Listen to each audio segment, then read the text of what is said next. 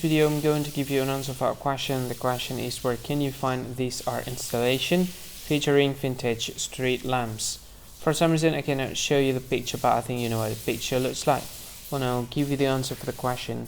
Well, I'll give you a list of the options. First one is Los Angeles, second option is Miami, the third option is Las Vegas, and the last option is Phoenix. So from these four options, which one is the correct answer for the question? I'll give you the correct one.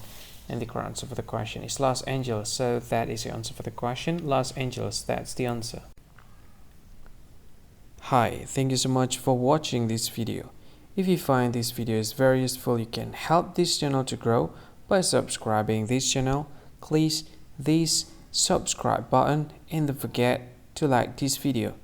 And if you find this video is not really good, or you don't really like this video, or you kind of feel that it's a little bit offensive or something like that, you can click this one, dislike button. You can do that anyway. And if you want to share this video with your friend, you can share it by clicking this share button, and you can share it to any social media that you wish that is currently available at this time, like Facebook, Twitter, LinkedIn, and many others, right? And if you want to add this video to your playlist, you can click this one. You can watch this video later, and you can find more options by clicking these three dots.